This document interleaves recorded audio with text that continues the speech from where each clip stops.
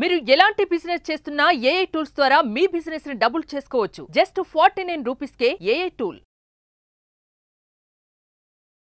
నమస్తే, welcome to Suman TV. ప్రస్తుతం మనతో పాటు ఉన్నారు ఆ mother, entrepreneur, gynaecologist, philanthropist and author doctor Shilpi Reddy గారు. మేడంతో మాట్లాడదాం.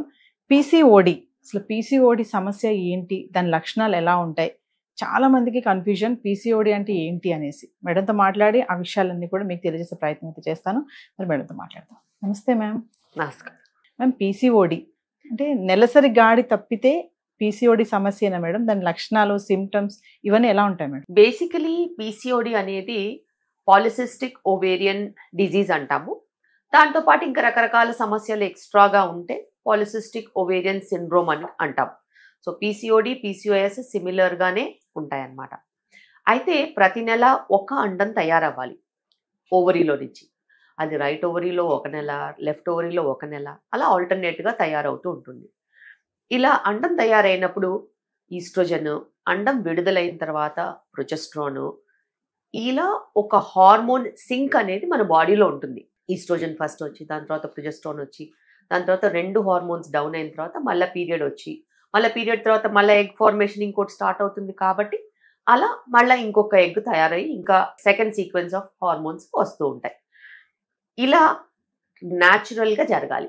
ఇలా జరగనప్పుడు, ఎగ్ ఫార్మేషనే లేనప్పుడు, ఆ ఎగ్స్ అలాగే ఓవరీలో ఒక పర్ల్ నెక్లెస్ లాగా ఉండిపోయి అలా కనిపించినప్పుడు, అలాగే ఆ ఎగ్స్ చుట్టూ ఉండి మధ్యలో స్ట్రోమా అంటాం, ఓవరీలో టిష్యూ, ఆ టిష్యూ ఎక్కువగా అయిపోయి అక్కడి నుంచి ఆండ్రోజన్స్ అనే హార్మోన్స్ రావడంతో, అలాగే ఇన్సులిన్ బాడీలో ఏదైతే మన గ్లూకోజ్ని బర్న్ చేసి సెల్స్కి ఇచ్చి మన ఎనర్జీని ప్రొడ్యూస్ అయ్యేలాగా చేస్తుందో, ఆ ఇన్సులిన్ కనుక సరిగ్గా పనిచేయకపోయినా ఇవన్నీ కూడా ఈ పీసీఓడిలో వస్తాయి. అయితే పీసీఓడికి మనం చూసుకున్నట్టయితే కొంతమంది థిన్ పీసీఓడి ఉంటారు, కొంతమంది ఓబీస్ పీసీఓడి ఉంటారు. కొంతమంది పీసీఓడిలో అప్పుడప్పుడు ఎగ్ ఫార్మ్ అవుతుంది, కొంతమందికి అసలు 3 నెలలైనా 4 నెలలైనా ఎగ్ ఫార్మేషన్ ఉండదు.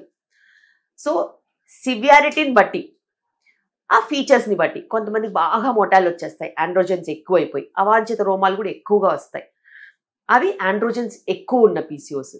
కొంతమందికి హై షుగర్స్ వెళ్ళిపోతాయి, అస్సలు ఇన్సులిన్ లెవెల్స్ హైగా ఉంటాయి, ప్లస్ గ్లూకోజ్ అసలు కంట్రోల్లో రాదు, అది హై ఇన్సులిన్ ఉన్న పీసీఓ. సో పీసీఓలో కూడా రకరకాల పీసీఓడీస్ ఉంటాయి. మనకి కామన్గా ఇప్పుడు పీసీఓడి ఇన్సిడెన్స్ అనేది చాలా ఎక్కువగా పెరుగుతూ వస్తుంది. దానికి రకరకాల కారణాలు కూడా ఉన్నాయి. మేడం, ఈ పీసీఓడి సమస్యతో అమ్మ పిలుపు కూడా దూరం అవుతున్నారు అంటే ఏం చెప్తారు మీరు? పీసీఓడి సమస్యతో మాతృత్వం అనేది కొంచెం కష్టమైనప్పటికీ ఇంపాసిబుల్ అయితే కాదు. ఎందుకంటే పీసీఓడిలో మనం చూసుకున్నట్టయితే ఈ ఆండ్రోజన్స్ కంట్రోల్ చేయడానికి, ఈ ఇన్సులిన్ హార్మోన్ పనిచేసేలాగా చేయడానికి, ఎగ్ ఫార్మేషన్ మళ్ళీ స్టార్ట్ అయ్యేలాగా ఉండడానికి లైఫ్ స్టైల్స్ చేంజెస్తో పాటు కొన్ని మెడిసిన్స్ ఉంటాయి, కొన్ని పద్ధతులు మనం ఖచ్చితంగా ఫాలో చేయాలి.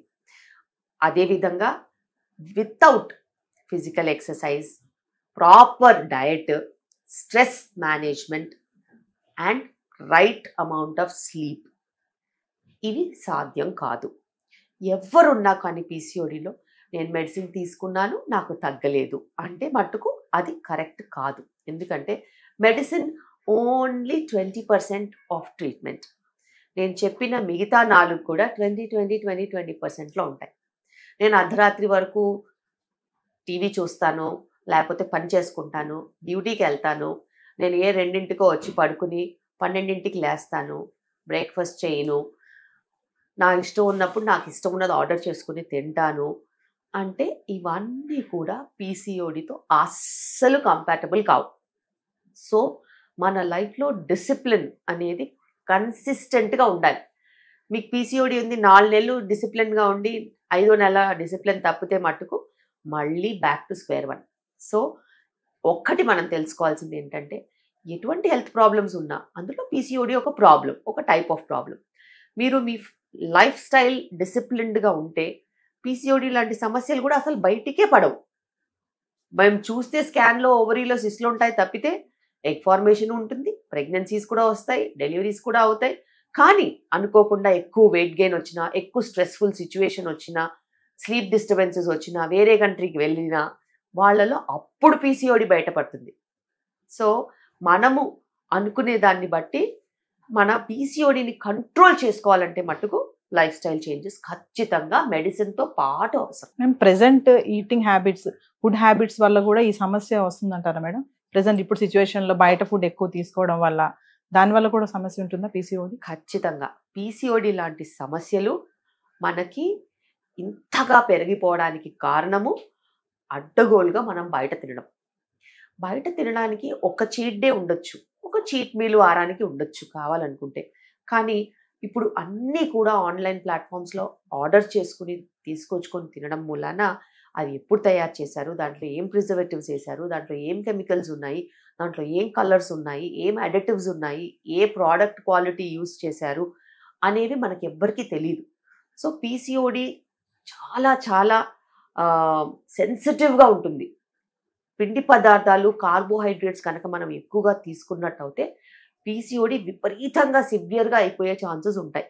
మరి మనం ఆర్డర్ చేసే ఫుడ్స్లలో ఎక్కువ శాతం కార్బోహైడ్రేట్సే ఉంటుంది కదా. సో కార్బోహైడ్రేట్స్ వల్ల మనకి పీసీఓడి కూడా ఎక్కువ సీరియస్ సిచ్యువేషన్స్ కూడా వెళ్ళిపోయే ఛాన్సెస్ ఉంటాయి. మేము పీసీఓడికి ఏమైనా సిమ్టమ్స్ ఉంటాయా, ఒకవేళ మనం నిర్లక్ష్యం చేస్తే వచ్చే సమస్యలు? బేసిక్గా పీసీఓడి సిమ్టమ్స్ నేను చెప్పినట్టు ఇర్రెగ్యులర్ పీరియడ్స్ ఉండొచ్చు, అవాంఛిత రోమాలు ఉండొచ్చు, లేకపోతే పింపుల్స్ ఉండొచ్చు, లేకపోతే ఇర్రెగ్యులర్ పీరియడ్స్ ఉండొచ్చు, ప్రెగ్నెన్సీస్ రాకపోవడం ఒక సిమ్టమ్ ఉండొచ్చు. ఇలాగ మనం చెప్పుకుంటూ పోతే అధిక బరువు, స్థూలకాయ సమస్యలు, తిన్నా తినకపోయినా బరువు పెరిగిపోవడం అనేది కూడా పీసీఓడిలో చాలా కామన్ సిమ్టమ్. వాళ్ళు ఫుడ్ తినకపోయినా కూడా వాళ్ళకి వెయిట్ గెయిన్ అనేది ఉంటుందన్నమాట. సో పీసీఓడిలో ఇవన్నీ సిమ్టమ్స్ ఉంటాయి. మేము ఫైనల్గా ఒకవేళ నిర్లక్ష్యం చేస్తే వచ్చే సమస్యలు అంటే ఆడపిల్లలకి మీరేం చెప్తారు పీసీఓడి సమస్య సంబంధించి? ఇప్పుడు నేను చెప్పేదైతే ఒక్కటే చెప్తానమ్మా, ఆడపిల్లలు అన్న తర్వాత ఆరోగ్యం పట్ల అవగాహన ఉండాల్సిన అవసరం ఉంది. ఆరోగ్యం అనేది చాలా చాలా కాన్సన్ట్రేటెడ్గా తీసుకోవాల్సిన డిసిషన్. ఎందుకంటే ఆరోగ్యం చుట్టుపక్కలే మొత్తం కుటుంబం అనేది ఉంటుంది. ఒక స్త్రీ కనుక మంచిగా ఆరోగ్యంగా ఉన్నట్టయితే కుటుంబము బాగుంటుంది, ఆ వ్యవస్థ కూడా బాగుంటుంది. అదే ఆరోగ్యాన్ని ఆడవాళ్ళు నెగ్లెక్ట్ చేసినట్టయితే వాళ్ళు అనారోగ్యం వాళ్ళతో సీమితంగా ఉండదు. వాళ్ళ పుట్టబోయే పిల్లలకి ప్రాబ్లమ్స్ ఉండొచ్చు, డయాబెటీసే కానీ, థైరాయిడే కానీ, బీపీలే కానీ, షుగర్లే కానీ, ఇవన్నీ కూడా పీసీఓడి చుట్టుపక్కల అల్లుకుని ఉంటాయి. అదేవిధంగా స్థూలకాయ సమస్యతో పాటు వచ్చే బీపీ, షుగర్లు, కొలెస్ట్రాల్లు, హార్ట్ డిజీజెస్లు, ఇవన్నీ కాకుండా క్యాన్సర్స్ కూడా ఒక పెద్ద మహమ్మారి లాగా పీసీఓడి చుట్టూ అల్లుకుని ఉంటాయన్నమాట. సో ఆడవాళ్ళు ఖచ్చితంగా ఆరోగ్యం పట్ల అవగాహన ఉండాలి.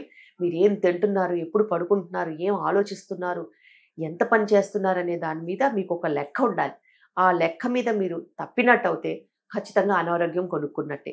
అండ్ పీసీఓడి లాంటి సమస్యల్ని నిజంగానే జయించవచ్చు. ఒక మంచి సంకల్పం, ఒక మంచి ఉద్దేశం అలా కనుక మనం తీసుకున్నట్టయితే పీసీఓడియే కాదు, ఎటువంటి హెల్త్ ప్రాబ్లమ్స్ కూడా మనం ఖచ్చితంగా అరికట్టచ్చు. Thank you ma'am.